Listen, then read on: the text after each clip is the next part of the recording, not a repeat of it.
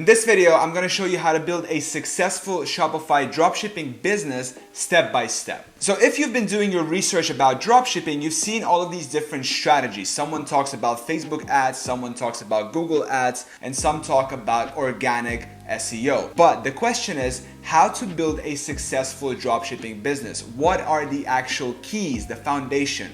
In this video, I'm going to show you and break down exactly what is required in order to build a successful dropshipping business. Let's go. Okay, so first of all, foundation is the most important thing of your business. The way you think of your business and the way you set up your business from day one is going to determine whether you succeed or you fail. In order to build a successful dropshipping business, you need to think long term. Many people, when they come into this game, they think that dropshipping is a get-rich-quick scheme and they treat it that way. But remember that dropshipping is just a fulfillment model and you are in the business of e-commerce. So you need to think long term and you need to align your actions accordingly. When you're thinking about your dropshipping business idea, think about how are you useful to the end customer? How are you different from Amazon? Can the customer buy the same product that you're selling from Amazon for cheaper and with faster shipping?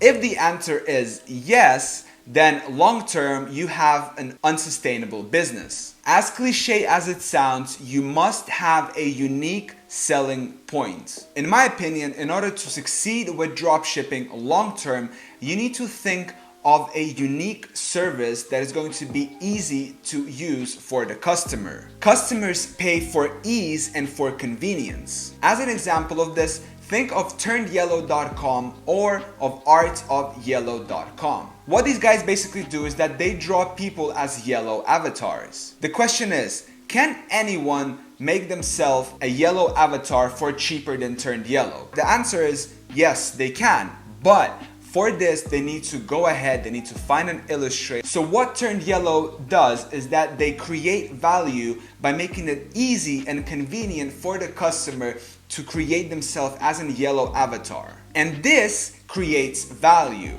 Remember that when you create value, that's when you generate and when you attract money your way. If you're selling a small little gadget that you can get on Amazon for 2-3 times cheaper with faster shipping, yes, you might drive some traffic, you might drive some sales, but long term, that is unsustainable. Now the second step, once you have the foundation right, once you have a solid business idea, once you have a solid offer, the next step is to get people to see your website, to visit your website and actually buy from you. Now, there are different ways of getting people to visit your website. The easiest one is with paid advertising. You can do either search-based advertising such as Google ads, or you can do social media ads such as Facebook ads. Advertising is very straightforward. You spend money to get people to visit your website. It's the easiest way, right? It requires some technical skills. However, it's very straightforward. You pay money to get people to visit your website. However, what if you don't have the money to spend on advertising or you don't feel yet comfortable to spend money on advertising?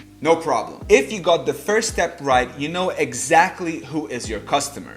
In the case with Turned Yellow, it's people who show interest in The Simpsons. So how can they potentially attract visitors onto their website without paying for ads? One of the ways is to find Instagram accounts that are fan-based around Simpsons and go onto their followers and start to engage with people from their followers. They can follow them, they can like their pictures, they can even comment. This is essentially free, super targeted traffic. The only two resources you're using here is your time and energy. And there are three main resources: money, time, and energy. So if you don't want to use money, then you need to use the other two. However, if you want to use money, then you can either choose whether you want to use time or energy. So that's the game. So essentially what you need to do is you need to spend your time and energy in order to engage with these people, get them to follow and get them to go onto your Instagram page and go to your website and hopefully buy from you. But guess what? You don't even need to do this yourself. If you have a family member or you have a friend who you want to get involved with your project, you can tell them, hey, listen, do this for me, right? Engage with people on Instagram and I will pay you $10 every time someone buys from me. So essentially, you'll be doing affiliate marketing and you'll be paying the person only when you get a sale. It's a win-win situation for everyone. The third step is to expand or grow your business. Once you got the ball rolling, once you have some people visiting your website, once you have some people buying, and you have refined your systems, it's time to start scaling your business. Make sure your email flows are in place. Make sure you set up your retargeting campaigns with Google Ads and Facebook ads. By this point, you should have built some capital with this free traffic method, and you should have already gained some customer information such as emails, and your pixel should have gained some more information on it. Now, the next step you can do is you can ask your customers for user-generated content. So in the case with Turned Yellow, they can reach out to their customers and ask, hey, listen, can you please record us a 5-10 second video of you unpacking the box? And in exchange for that, we'll give you a discount code. What they can do then is they can use that UGC, user-generated content, as an advertising. That's the first step. The second thing is that they can target lookalike audiences, right? They can create lookalike audiences from the people who visited their website, who added to cart, and so forth. And the third thing is that they can use that capital that they generated with this free traffic method to spend on ads. So if you do everything right, essentially your investments are going to be very little and you can repurpose everything. Think of growing your business the following way. You're going to pay money in order to acquire customers, and if your customers are going to be satisfied and they're going to be willing to buy again, that is when you're going to be making money. You're going to be making money from the second, third, and every purchase onward.